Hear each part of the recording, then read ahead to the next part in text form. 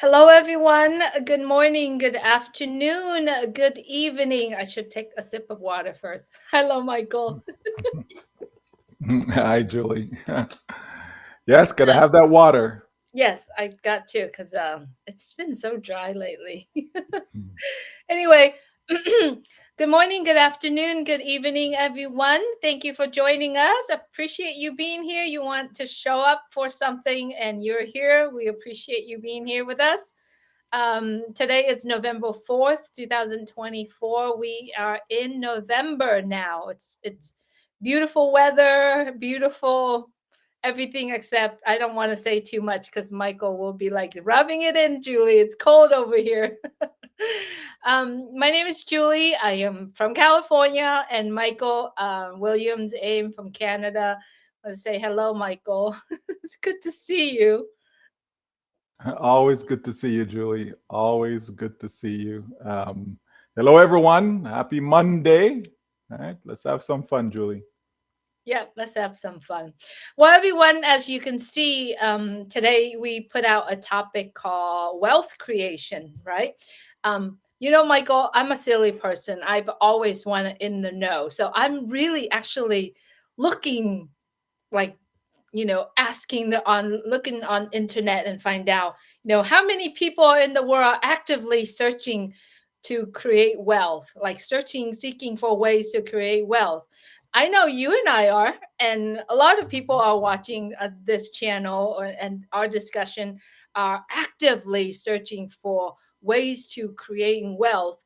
And yes, I know we found ways to do that. We found um, y- you know um, I would say a major area where we are going to be able to be part of wealth creation. So I was actually looking for, and I don't think, I think it is impossible to find that exact number because it really varies based on, how people define wealth, right?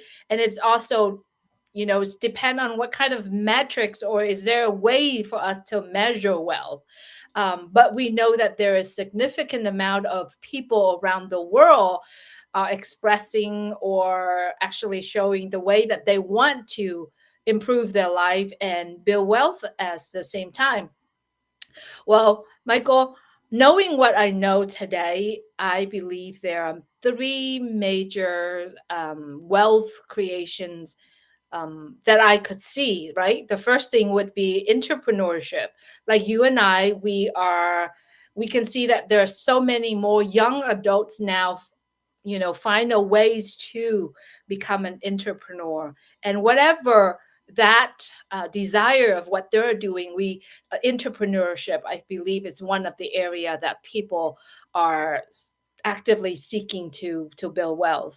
And then another area that I see, Michael, is people are we can see that there are so many more like online platforms and financial resources where people now participate in investment, like invest in stock, is invest in real estate or other assets as well. I mean, I heard something this morning that this one person talk about creation wealth by investing in cattle, like wagyu cattle. That's Mhm. another way of investing, and then there's another major that I believe somehow somewhat related to that is focusing on literacy initiative, financial technology, that could be another area that I see. And so, we really don't know exactly what numbers or how many people in the world are actively searching for a way to build their wealth. But we know that there are so many people out there that looking for opportunities, whether or not becoming an entrepreneur or be looking for an opportunity in investing into something, or looking for in terms of getting knowledge about financial. And so let's talk about wealth creation and how do we see Mr. Ashmufar and Onpassive really connecting into what we're talking about. And to me, Michael, the principle, the three major principle that people looking forward in terms of building wealth is being wealthy, right? Being happy and stay fit.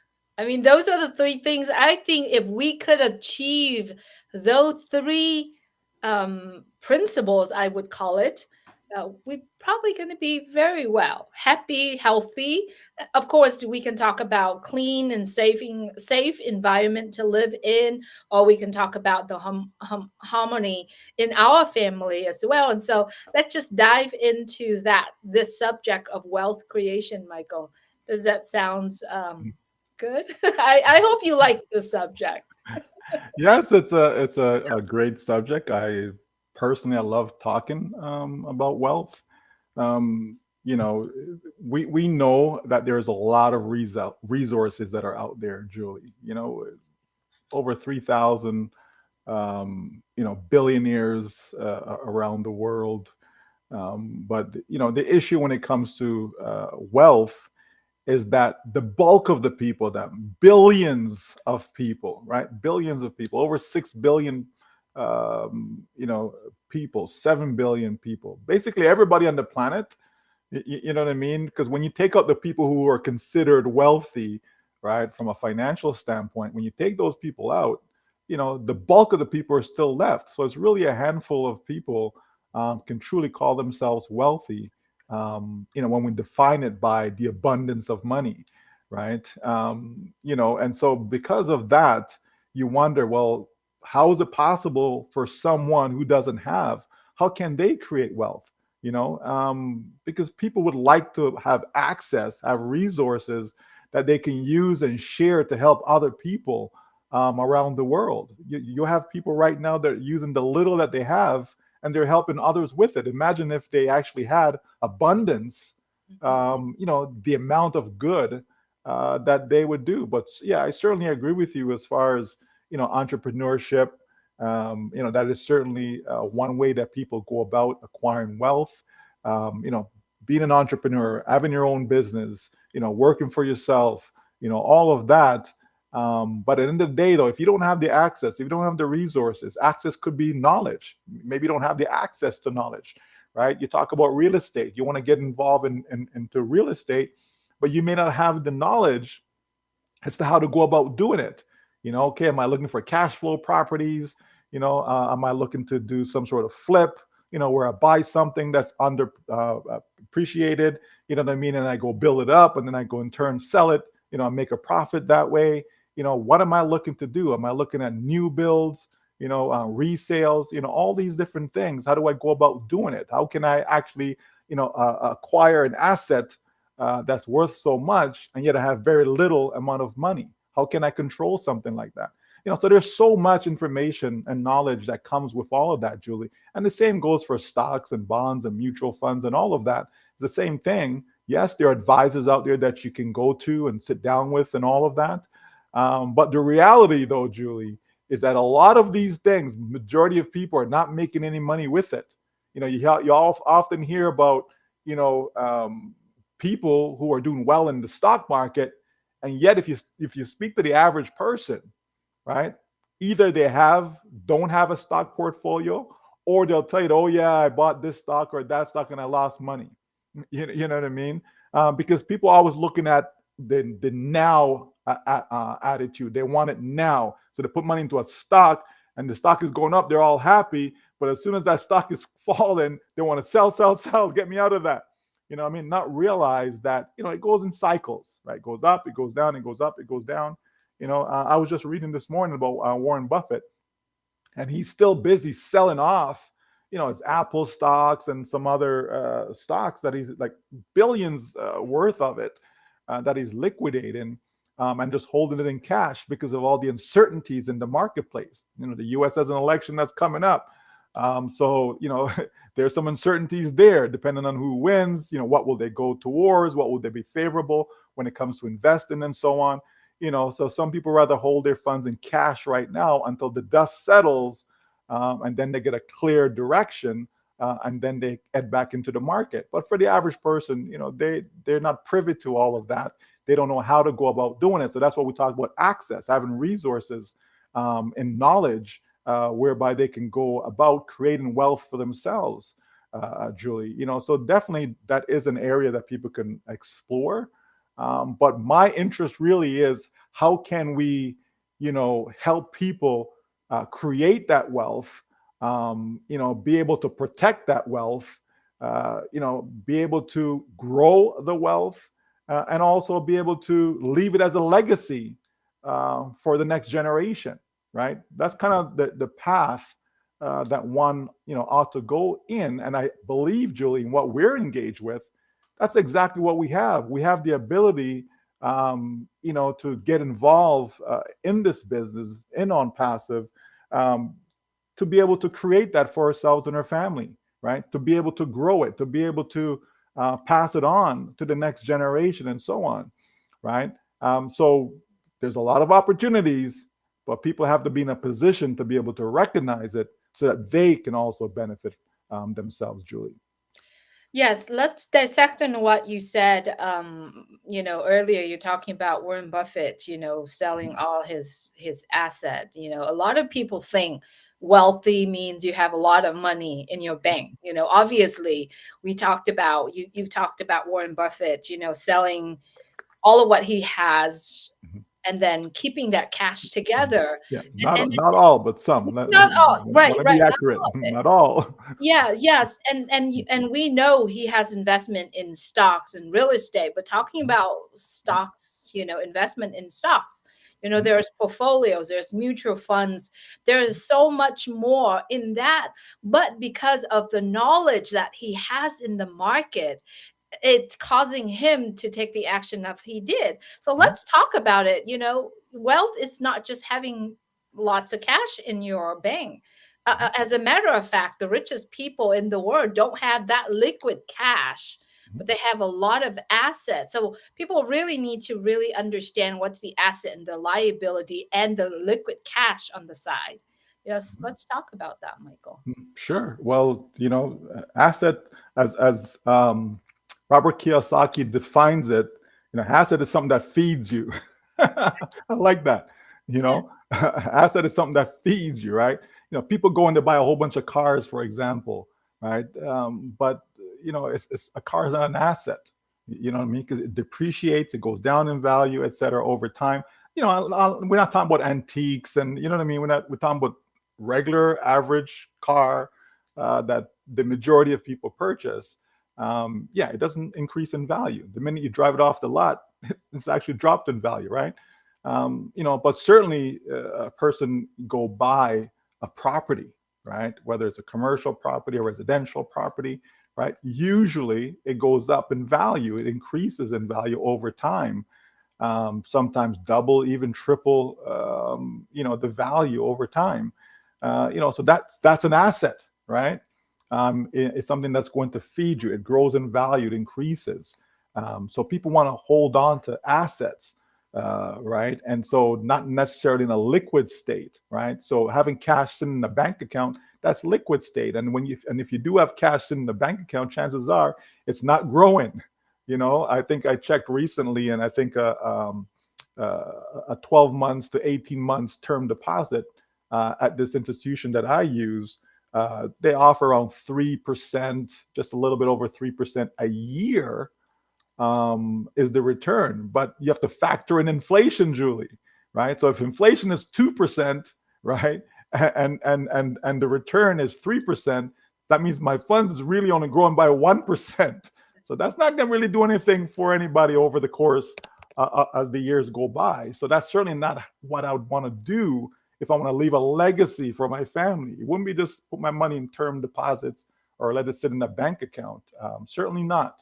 So you certainly want to be able to have the knowledge, have the know-how to be able to, take what you have and invest it wisely, right? Not in some fly-by-night idea, right? But in things that are solid. So we use Warren Buffett as the example, and we know that his company, they invest in solid companies, right? Blue chip companies, right?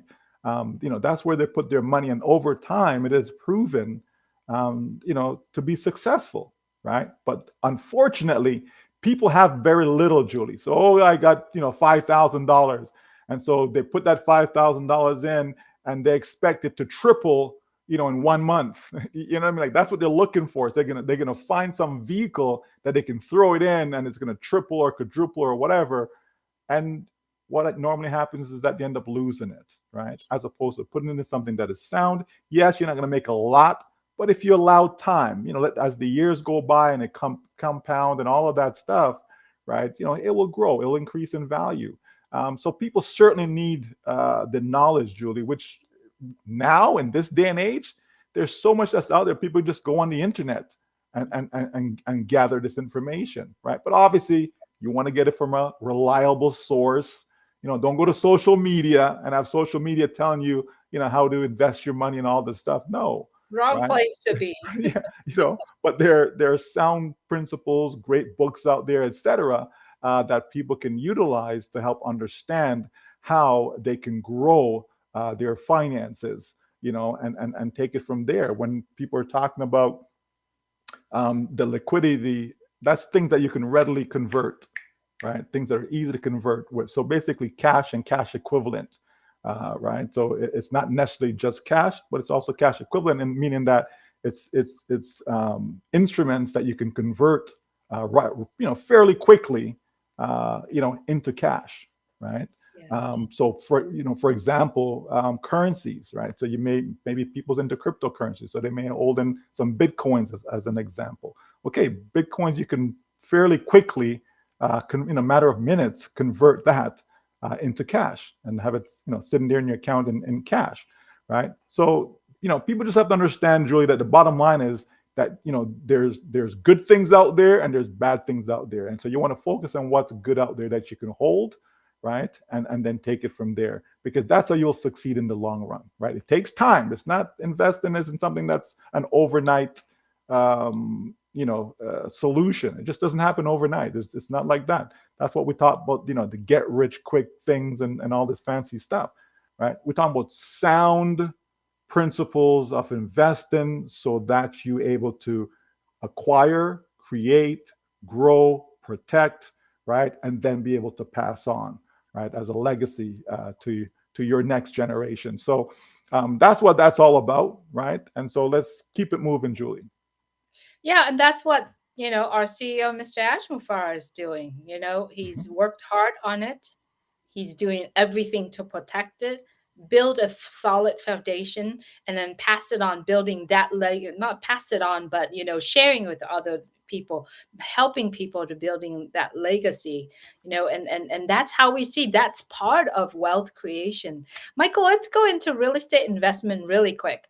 Sure. You and I have background in real estate. Back then when I did real estate, I remember that, the top 1 or 2% of the wealthiest people in the world, 85% of their asset is real estate. And when you're talking about real estate, there's so many factors in real estate. You can purchase property, rent it out, and or fix and flip. You can do so many things, but in real estate, Michael, locations, we're talking about locations, locations. Mhm. And also in real estate, the number talks, the number tells stories, right? Mhm. Tell the story whether or not this is a great investment property or not.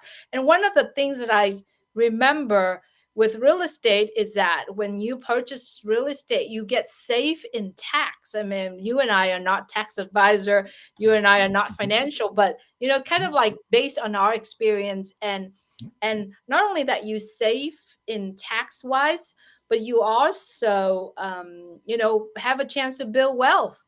Even because if you own property up or down market, you still can make um cash flow. You still can actually make money, not in the equity part of it, but however the cash flow of that. So let's talk about it, because it's really fun topic to talk Mhm. about wealth Oh, creation here, and real estate absolutely. is a big part of it. Yes, definitely. You know, uh, think of churches, right? That's what just quickly comes to mind, right? And so you have some of these church organizations, or even religions that own a lot of real estate, right? Like every neighborhood you go to, like there's a church, right? I mean, somebody owns that building. You know what I mean? And so there's a reason why they have all these churches. Yeah, sure, part of it is to reach people and all of these things, but from the financial standpoint, from the business aspect of it, they're holding on to these properties, right? Banks, right? You've got banks that again have these commercial buildings that they own the building, right? And they may rent out the building to offices and other businesses and so on. And then they also have a space in there for their actual business, the bank itself, right? Some of these, massive towers that you see, like in New York, in LA, et cetera, they're owned by, large corporations. So they own the property, right? Whether it be an insurance company, whether it be a bank, uh, you know, uh, that's what companies do, right? They own real estate, not just the actual business that they're doing, their day to day business. But part of it, though, is that they own the building, Julie, because they know over time, it can be quite significant, right? I'm familiar with a specific situation, actually, whereby they purchased the building for less than $1 million. And now today it's worth over $8 million. You know what I mean? So there's $7 million without really doing anything other than owning it, right? Obviously, there's upkeep, you know what I mean, maintenance, stuff like that. But in general, you pretty much purchase it, and just by holding on to it, buy and hold, right? It was able to grow from less than $1 million to over $8 million today, right? So the reality is, no matter how you look at real estate, it's always a good idea to hold property, right? You have people who may have purchased land for, let's say, $30,000, and they held on to the land for whatever reason, and now years later they're able to sell that same land that they paid $30,000 for. They're able to sell it for a lot.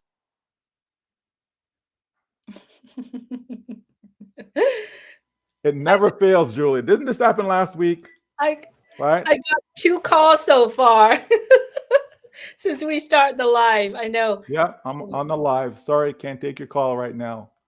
Okay, so you know what I mean. They should know my schedule by now, Julie. Right? I think they do it deliberately. I really think so.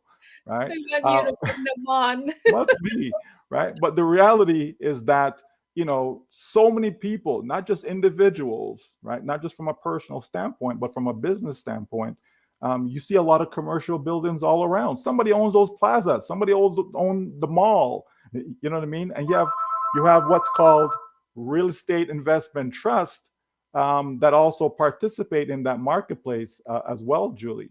Right? So the bottom line is that owning real estate is a good thing. Even your personal residence, right? Someone just, okay, this is my home, I live in it, right? Even that is a good thing. You understand me? Because that will grow over time. I've seen people that purchase a home for, say, $200,000, and then years later it's worth over $1 million. Okay, so look how that person was able to create, right, wealth, right, by simply purchasing a property, holding on to it, and then years later, right, they know the value has dramatically gone up, right? That's a good thing, Julie. You know what I mean? So there's so many different ways. I mean, as you mentioned, whether the person wants to flip the property, whether the person wants to have a cash flow whereby they're just renting out the property. You have some people convert, certain homes into a legalized, triplex and all these different things, multifamily homes, right? There's so many different areas there that people can get involved in real estate and make money. Now, don't get us wrong. Not everybody in real estate makes money. Okay, don't think that, oh, let me just jump into real estate, I'm going to make a gazillion dollars. It doesn't work that way, right? It comes with experience, it comes with knowledge, and so on. Just like anything else, right? The same goes for stocks, bonds, all of that. It comes with experience. You have some people, because now people are able to go and just they can invest on their own. They don't necessarily need a money manager per se, right? But you know what? If I need a lawyer, Julie, I'm going to go get a lawyer. I'm not going to go and try to, you know, um, uh, be my own lawyer. You know what I mean? I'm going to go get expert advice, like the expert do what they need to do, So the same can be said even with regards to real estate, right? There are, as I mentioned, real estate investment trusts that people can participate in. So don't have all the heavy lifting, right? Well, we heard that before. Don't have to do all the heavy lifting. You know what I mean? Don't have to have all the knowledge per se, but they can let someone else take care of all of that for them. And obviously, you're sharing your returns with those entities, right? The bottom line is there are lots of ways to do it, Julie, and it makes sense to be involved in some sort of real estate. Yes, and talking about real estate investment, the number tells a story. The number, it's so important in real estate investments. And I've met so many people who actually owns real estate as their asset, and then they became, the bank because they have the liquidation. They have not liquidation. They have the equity in there. Mm-hmm. And I mean, we can talk about this topic all the time, but in wealth creation, Michael, I believe one of the most important things for us is knowledge, knowing the process, knowing what involved, doing the right thing at the very beginning. The whole process, if you do it right, you always have it. And how does that relate to what we are doing now in Onpassive? And as we know, there are so many ways for us to achieve wealth creation. However, one of the things that I am always looking for since the day I know a little bit about business, Michael, is passive income streams. Like, how many of us wanting to build something or have something where excuse me, we can be anywhere around the world, we can do anything. However, we got that passive incomes just keep coming. And knowing what we know so far in the past 6 years being involved in on passive, knowing Mr. Ash Mufareh, I do hope, and I do myself learn so much from seeing Mr. Ash Mufareh is doing, the way he's carrying out his business, the decision that he makes. But the important part for me, Michael, is having that passive incomes. And passive income doesn't mean just having an online business. It could be royalties. It could be a dividend. It could be, you generate that income with very minimal ongoing effort that you have to put in. And passive incomes is what I'm thriving for. And I believe that I found a place where I could be able to use that platforms, that machine to be able to have that passive income. Yeah. Everyone should love passive income, Julie, right? When we talk about having time freedom, Mhm. right? Having total freedom, right? You cannot have total freedom unless you have passive income, meaning the income has to be something whereby you don't have to physically exchange your time, right, for that income. Okay. So that could simply mean, you know what? I have a few franchises. Okay. Let's take McDonald's, and everybody knows McDonald's, right? So let's say I bought a few McDonald's franchises. Okay. And so therefore I've hired managers, staff, all that. They're running the show. I'm out there golfing. I'm out there on the beach. I'm out there with my family, dining, traveling, all of that stuff because I have this passive income that comes from these franchises that I own, right?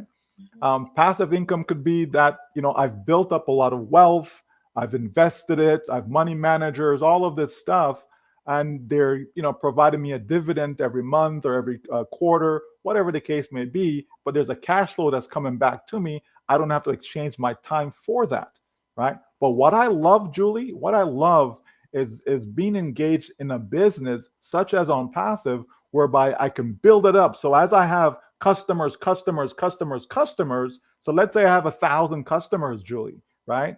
And so I have 1,000 customers, and they're purchasing, these products on a monthly basis, right? Or it could even be on a yearly basis. Doesn't matter as long as there's a subscription involved that I know every period. So whether it's quarterly, whether it's monthly, whether it's yearly, every period, these customers are buying over and over and over and over again. I don't have to be there. I don't have to exchange my time and energy to go and find more customers and more customers. You understand?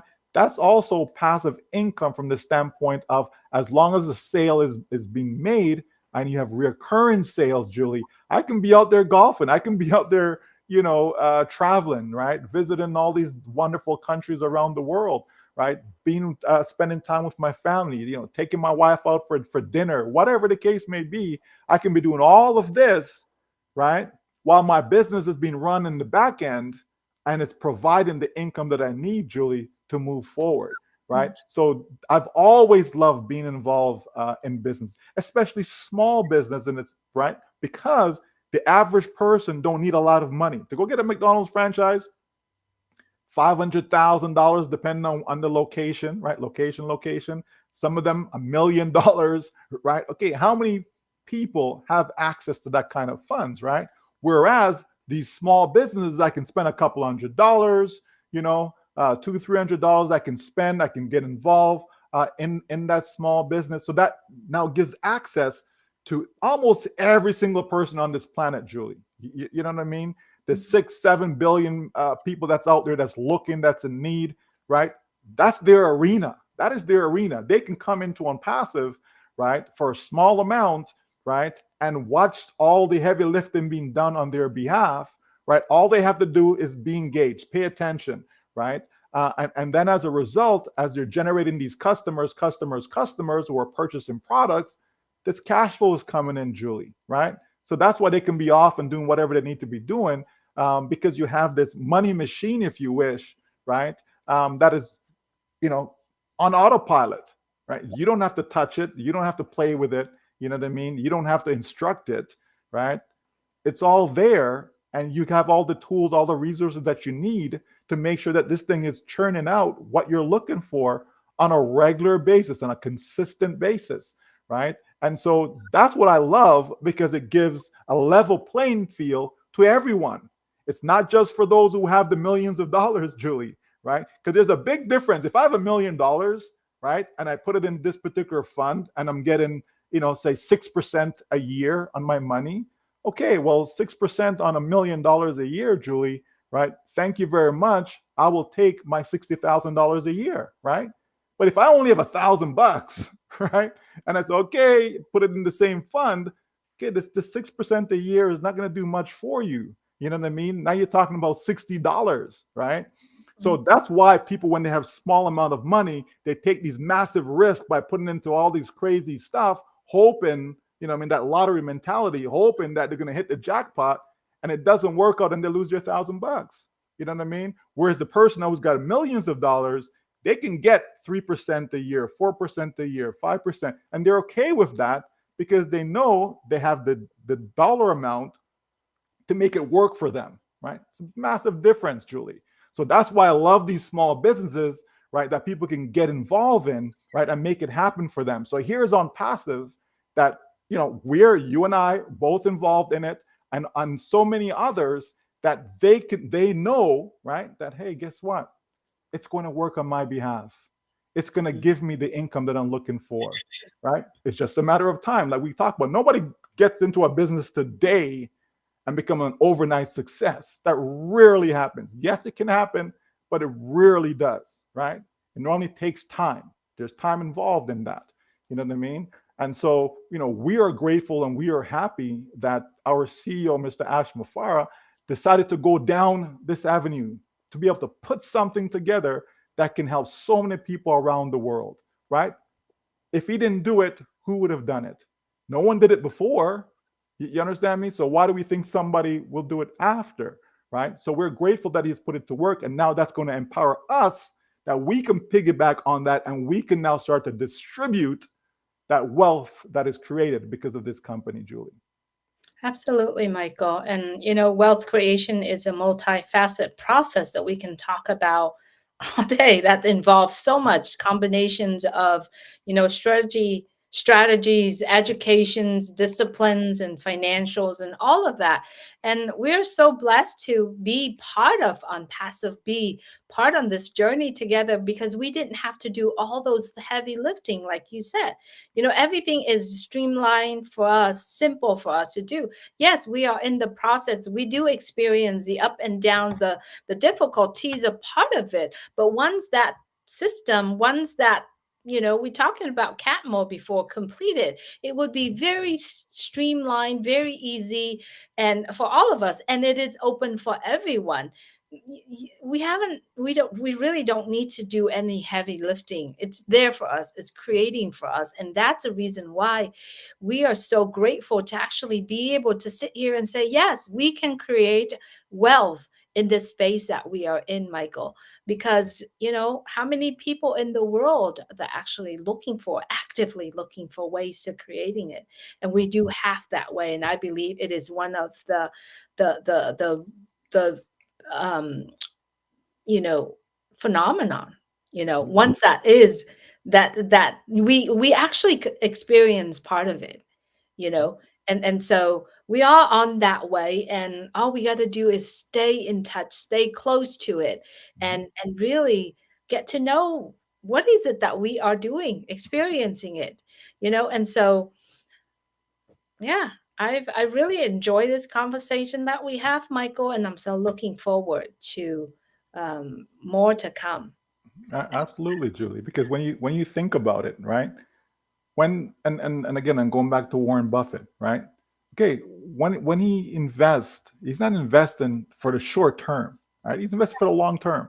Mhm. Okay, he's expecting that, okay, I'm buying this particular stock, right? And I'm looking to hold it for a number of years, right? 10 years, 15 years, 20 years, like long term, right? And it has paid off for him. That's why he's one of the richest person in the world, right? That's paid off for him, And so I look at that and I say it's the same thing with business, in that when I get involved in a business, I'm thinking long term, Julie. I'm not thinking, okay, I'm here for 30 days and I'm gone. I'm here for 60 days and I'm gone. I'm here for 90. No, I'm thinking long term, right? I'm thinking that, okay, if I'm involved in this business, it has to be something that's going to be there long term, and I want to be able to now pass that on, right?